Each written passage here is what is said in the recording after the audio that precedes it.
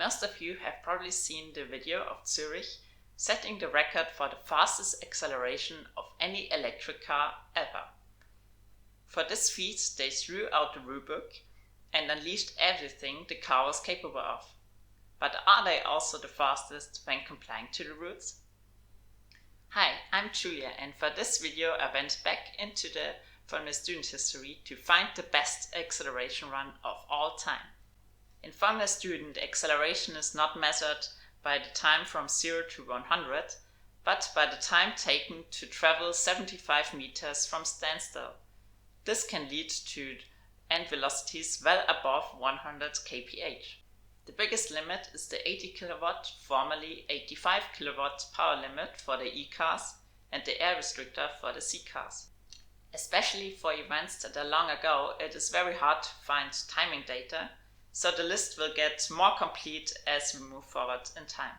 While Formula Student exists since the 80s, the first acceleration win I can confirm is by the University of Illinois in the Michigan competition of 1994. In the following years, Cornell University emerged as a strong contender, and they also have the first time I can confirm. It is a 4.025 and was set at the 2002 Michigan competition. I think while the time is from 20 years ago, it would still be a respectable time for a combustion car today. But that magical barrier of 4 seconds was broken for the first time 3 years later. That happened in Australia, when Queensland University achieved a 3.945. Now entering 2006, we get the first edition of Formula Student Germany, which would become one of the biggest events in all of Europe. And we have all the big teams you know today.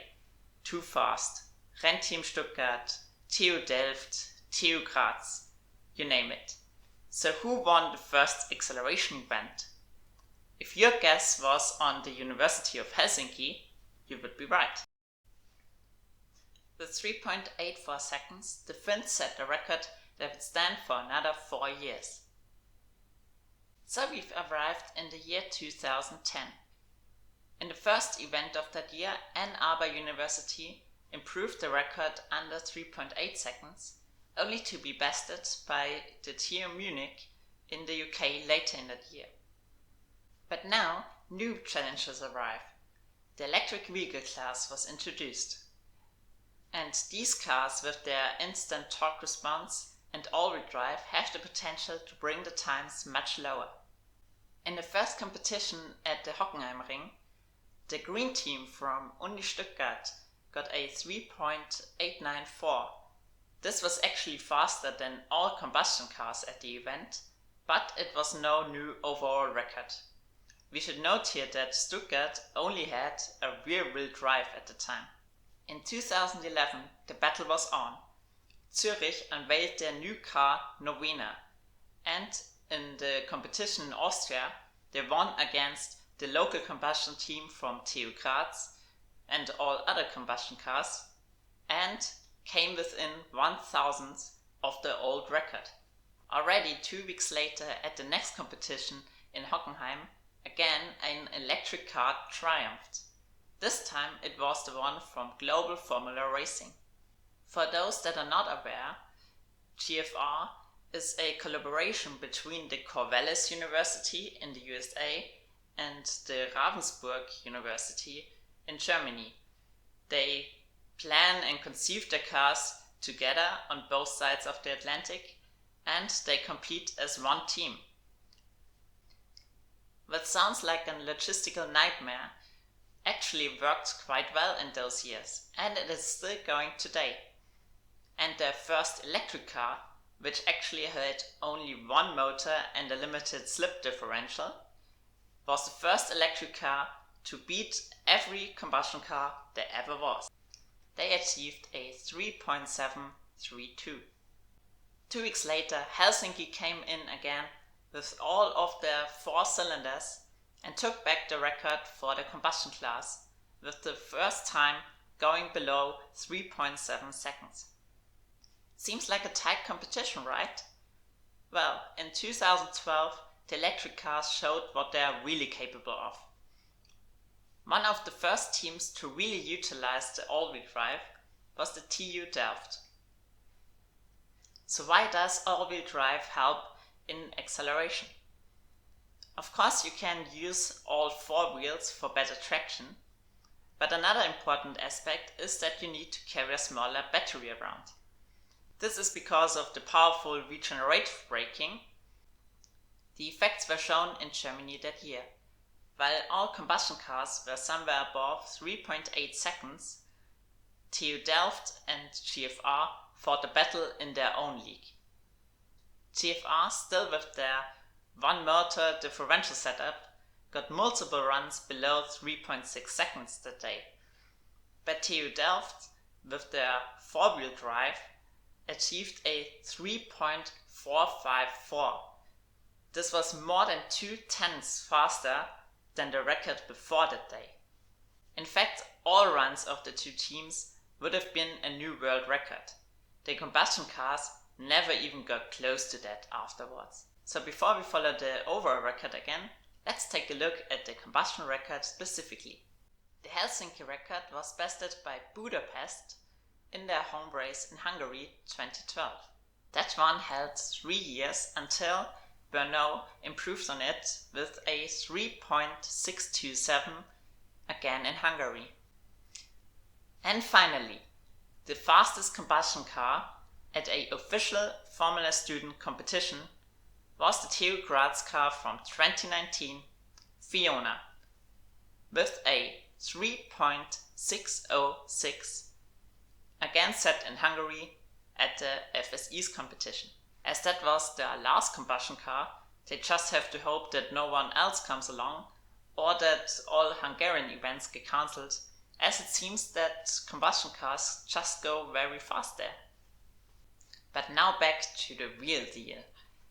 In 2012, a lot of teams looked at the TU Delft car and thought that the all-wheel drive is the future. But it is a complex concept to pull off. But those who did were rewarded in 2013. In Germany, Delft won again with a 3.5, maybe slowed down by their new aero package or the significantly larger battery. In Hungary, K Racing won with 3.55 seconds.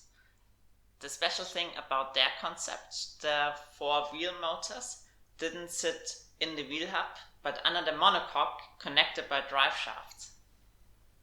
But also AMC switched to four-wheel drive and won the competition in Austria. So Delft faced competition, but their record from the year prior still stood. But we have one competition to go. Zurich took part in Italy, and they won the acceleration event, and it was a 3.21, again shaving off 2/10 of the old record. So let's take a closer look at this mighty machine called Julier. That almost sounds like my name. In my eyes, this car, together with the KAT13 and the DOT13, is the prototype of a modern Formula Student race car. What do I mean by that? Most teams start out with a simple concept, but they have plans where they want to be in 3 or 5 years, and a lot of the plans you hear sound like the specs of this car. A four-wheel drive electric car with self-developed motors, a CFRP monocoque, CFRP rims and suspension, an aerodynamic package, and all of that weighing 180 kilograms. So let's move to 2014. Zurich's car for this year was Grimsel, which was later modified to beat the 0-100 record. By their own account, it's also their most successful car, and this was in no small part because of its superb acceleration performance. They won 3 out of 4 acceleration events they took part in, but couldn't improve on their own record. In 2015 there was an important rule change. The power limit went from 85 kilowatts to 80 kilowatts. So isn't it even possible to set a new record? In that year, Stuttgart and Zurich got multiple runs below or around 3.3 seconds, but the old record from 2013 still stood. So maybe the Spanish sun can help? In 2016, Zurich's new car, Gotthard, stood at the starting line in Barcelona at the Circuit de Catalunya. The green flag waves, the accelerator pedal is pressed, and 3.207 seconds later, they have a new record. It's only faster by 0.003 of a second, but it shows that even the new generation of cars is still capable of setting a new record. So in 2017, a new class debuted at FSG, the driverless category. These cars are mostly cars from 1 or 2 years prior, modified with sensors and computers to drive without a heavy human being. Maybe the computational perfection of the algorithm can't beat a human driver. Well, like the introduction of the electric cars, the driverless cars didn't unlock their full potential in their first year. UK Racing won on a wet track with a 4.289. Augsburg could improve on that 1 year later. In 2019, Zurich proved that autonomous cars can be competitive with human drivers, at least in a straight line, by setting the driverless record to 3.445 seconds in Hungary. And this is still the record until today. So the robot overlords haven't taken this one from us yet. Speaking of overlords, so Zurich now has 2 records in 2 different classes. Is there even a chance that anyone can come along and beat them? So the last event I want to look at today is the FS East acceleration event of 2021, so last year. Aachen came in 3rd with a 3.230. Stuttgart DHBW came in 2nd with a 3.218. And the Uni Stuttgart won with a 3.209, coming 0.002 to the old record. And all of them are really close. Really amazing competition. So this shows to me that the battle for the record is not over yet. What will we see in 2022? Will the new combined class at FSG lead to an autonomous car getting the overall record? Will we see a time under 3.2 seconds? Well, I'm excited for this year's events and I hope you are too. I will see you in the next video. Until then, bye!